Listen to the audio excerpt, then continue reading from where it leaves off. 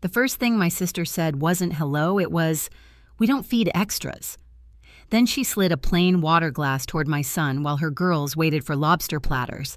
My mother didn't blink, just added, "You should know your place." In that moment, every sound in the restaurant faded. The laughter, the music, the clinking forks, until all I could hear was my son swallowing hard beside me. I didn't fight. I didn't cry. I just smiled and said one word, "Noted."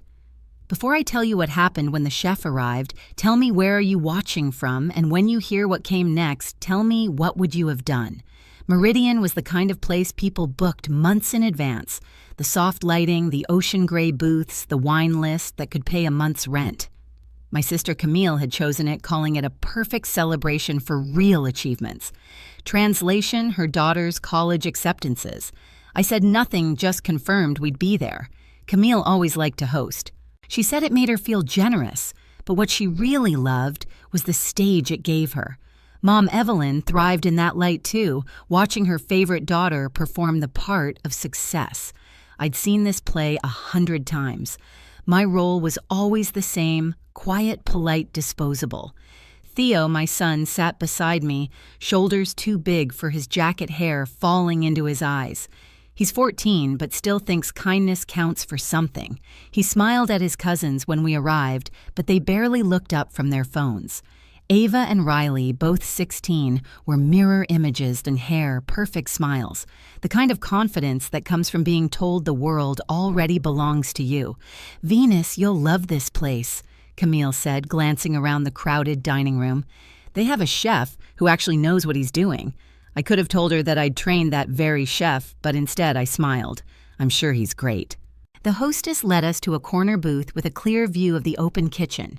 Every table was full. Waiters moved in rhythm, black aprons, crisp voices.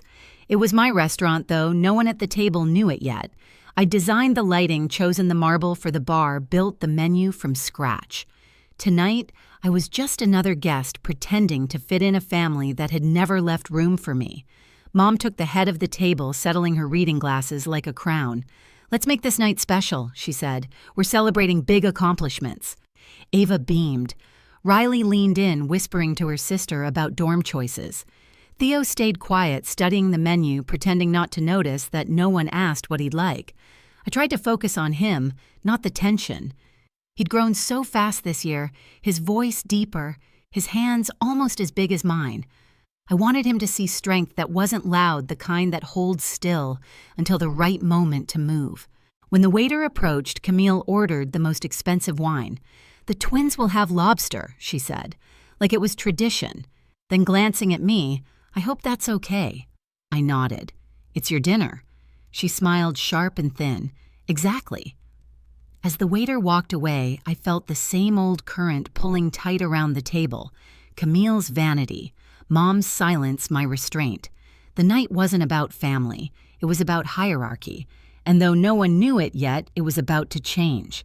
The server approached a young woman named Jenna, confident but careful. I'd hired her myself months ago, but she didn't recognize me in this setting, not with my hair down and a quiet smile instead of a clipboard. "What can I get you all to drink?" she asked, pen ready. Camille answered first. "A bottle of the Silvercrest Chardonnay for the table." "Of course," Jenna said, writing it down. "And for you," Sir Theo looked up. "Can I have a sparkling water with lemon, please?" Before Jenna could nod, Camille cut in. "He'll have tap water. Regular glass." Theo blinked. "Oh, I just thought—" "It's fine," she said, brushing him off.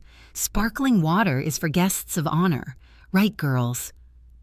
Ava and Riley exchanged a glance but stayed silent. I could see the discomfort in their posture. They weren't cruel, just trained to stay on their mother's side.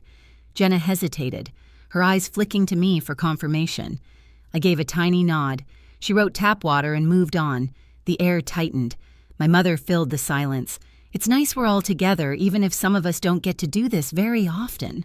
Her tone was smooth, practiced, but I caught the edge in it. I'd been on the receiving end of that tone my whole life. Theo tried again.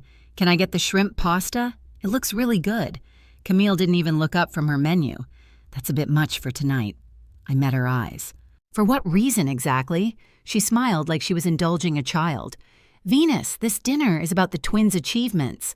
Let's not overcomplicate things. We don't need everyone ordering like it's their big night. My voice stayed calm. He's hungry, Camille, then he can eat when he gets home, she said finally, closing her menu. We don't feed extras.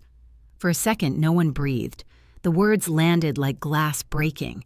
Even the nearby table went quiet. Theo stared down at the tablecloth, blinking too fast. I could see the redness gathering around his eyes. Mom set her wine glass down. Camille's right, dear. It's about the girls tonight. We all have our place. There it was, the confirmation clean and final. Something inside me clicked. Not anger exactly, but precision. A lifetime of swallowing moments like this had made me very good at one thing: remembering. Jenna returned with the drinks. She slid the crystal glasses to Camille, to my mother, to the twins, then the plain glass of tap water, pushing it gently toward Theo. The sound it made against the wood was louder than it should have been. Theo whispered thanks but didn't drink. I looked at Camille, her perfect manicure, holding the stem of her wine glass, and smiled. Noted. She frowned. What does that mean? Just that I heard you. She laughed lightly. Good, then let's move on. But we wouldn't move on. Not tonight. I'd already decided this lesson wouldn't end at the table. I didn't touch my wine. The stem of the glass felt cold between my fingers, but my thoughts were steady, measured. Camille talked about college essays and internships, like she was giving a seminar on success. Mom nodded in rhythm, smiling proudly. I watched Theo push the condensation ring his glass left on the tablecloth, tracing circles to keep from crying. There was a time when I would have said something, defended myself, defended him. But tonight wasn't about arguing. It was about remembering who held the real power in this room. Jenna passed our table again, dropping off the first-course oysters for the table. Camille waved her hand toward Theo's empty setting. He doesn't need one. Jenna hesitated. Are you sure? Ma'am? Camille's voice sharpened. Positive. Jenna looked at me. I gave her the smallest nod. She moved on, but I caught the flicker of discomfort in her eyes. She knew it wasn't right. She also knew I would handle it. As Camille kept talking, I let my mind wander, not to escape, but to calculate.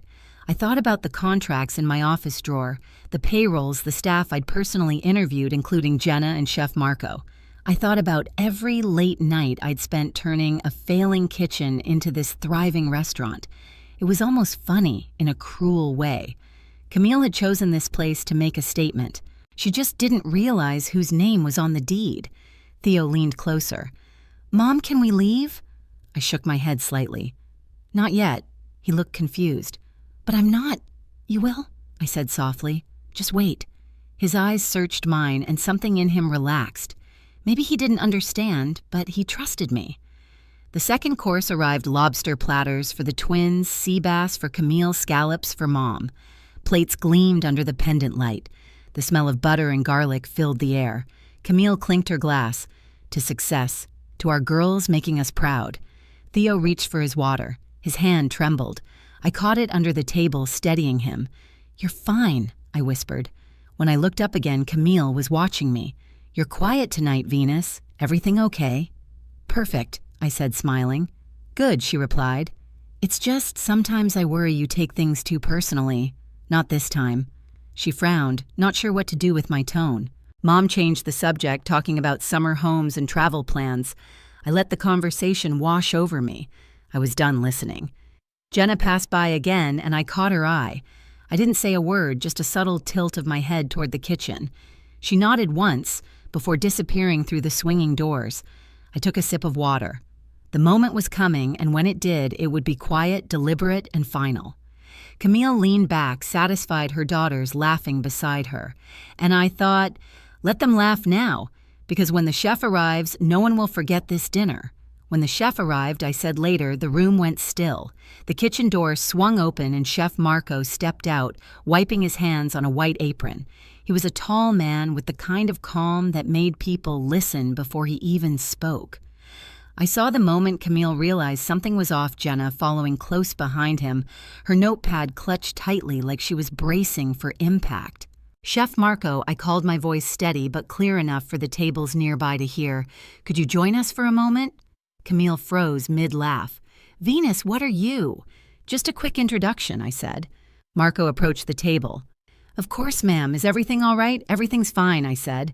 "I just thought my family might like to meet you. This is my sister, Camille, my mother, Evelyn, my nieces, Ava and Riley, and my son, Theo." Marco nodded politely. "Pleasure to meet you all," I smiled at him. "Chef, would you mind telling them what your position is here?" He blinked, confused but professional. "I'm the head chef at Meridian." "And who do you report to?" I asked. His gaze flicked between me and Camille, then back to me. "You, Ms. Hale." The table went silent. Even the twins stopped whispering. Mom's hand tightened around her wine glass. Camille tried to laugh. "Wait, you mean she works here?" "Or, no," I interrupted gently. "I don't work here. I own here. The restaurant, the building, the company, Meridian is mine." Her mouth fell open. "That's not 18 months ago I said I bought out the investors. Every paycheck, every bottle of wine, every lobster that comes out of that kitchen runs through my signature." The sound around us dimmed again as if the restaurant itself leaned closer to listen.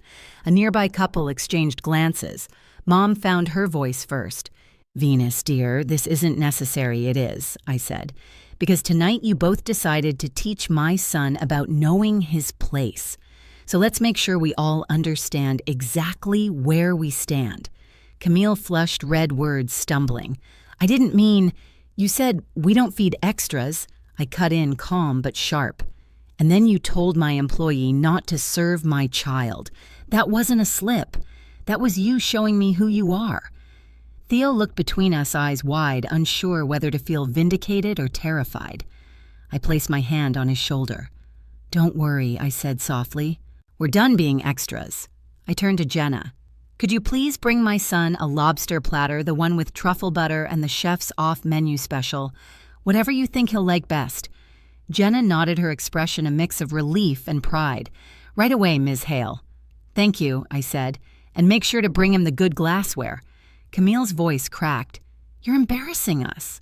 I looked at her, still smiling. "Funny, that's exactly what you wanted to do to me, wasn't it?" Mom interjected, her tone pleading. "Venus, please, we're family." "Family," I said, finally letting a little steel into my voice. "Family doesn't sit by while their grandson gets treated like a stray dog. Family doesn't tell a child he's not worth dinner." The color drained from her face. I turned to Marco. "Chef, please ensure my son's meal is perfect. I'd like him to remember this dinner for the right reasons." Marco gave a small smile. "You have my word." As he disappeared into the kitchen, the nearby diners started murmuring. Some looked at me with sympathy, others with awe. Camille straightened, pretending not to hear them, but her neck flushed a deep red. Theo's food arrived not long after an elaborate spread that could have fed 2 people. The lobster steamed, the truffle scent filling the air. Marco himself set the plate down. "Enjoy, young man." Theo's voice trembled. "Thank you." Camille's twins looked down at their plates, silent now, their earlier confidence gone. I leaned forward slightly. "Eat, Theo." He hesitated, then took a bite. His shoulders loosened. "It's really good." "I know," I said. "It's yours." I raised my glass, not in a toast, but in a quiet declaration. "To knowing your worth." Camille whispered, "You planned this, didn't you?" I shook my head. "No, you did. You chose the restaurant. You chose the table. You chose the stage. All I did was turn on the lights." Mom put her head in her hands. "Please stop, Venus." "I will," I said. "After one more thing." I gestured toward Jenna. "Please bring the bill to my sister." Camille's eyes widened. "Excuse me?" "This was your dinner," I said evenly. "Your celebration. You ordered the $75 bottle of wine, the Lobster, for the girls. You wanted to be the host. Hosts pay." She reached for her purse, frantic. "Venus, come on." "Don't worry," I said softly. "You can afford it. After all, you said success should be celebrated properly." Theo kept eating, quiet but peaceful now. His eyes lifted to me, searching for permission to smile. I gave it to him. Camille finally found her voice. "This isn't fair." I tilted my head. "Fair? You want to talk about fair?" She said nothing. "Here's fair," I continued. "You teach your daughters that they're the main characters. You teach them to treat others like props. And tonight, they watched you learn what happens when the story changes direction." Silence. Even the music in the background seemed to slow. Theo took another bite of lobster, then looked at his aunt. "It's It's really good, he said quietly. Camille's lip trembled. I'm sorry, she whispered. Not to me, I said. To him. She turned to Theo, voice breaking. I'm sorry, sweetheart. He didn't answer, just nodded once. Mom spoke next, defeated. We should go. Yes, I agreed. You should. They stood awkwardly, gathering their purses, their untouched plates still steaming. People watched them walk out, whispers following like shadows. When the door closed behind them, the room exhaled. Theo looked up at me. Are they going to hate you now? Maybe for a while, I said. But that's all right. I didn't do it for them. He nodded slowly, then smiled, a small, careful thing that grew stronger with every second. Good, I said softly. Now eat. He did, and I leaned back, letting the satisfaction settle. Justice didn't always need noise. Sometimes it just needed clarity and a perfectly cooked lobster platter. The private dining room in the back felt quieter, almost gentle. The noise of the restaurant was just a hum beyond the glass wall. Theo sat across from me, his plate half empty, the nervousness finally gone from his face. Mom, he said, why did Aunt Camille call me an extra? Because some people think worth is something they get to decide, I answered. They're wrong. He nodded, studying the gold rim of his plate. You didn't yell. No, I said. People like them expect you to lose control. The best revenge is reminding them you don't have to. He smiled. Then I'm proud of you. I reached across the table, brushing a crumb from his sleeve. Be proud of yourself too, Theo. You didn't break. You stayed kind. That's what makes you the main character. We left Meridian just before closing. The city lights blurred against the windshield, the kind of glow that makes everything feel new again. Theo leaned back in his seat, full and quiet, staring out the window, like he finally understood something he'd never been told before. Some people spend their lives learning their place. Others build it. I built mine, one insult, one long night, one plate at a time, until no one could slide water across my table again. If you've ever been made to feel small, tell me where you're watching from. You're not alone.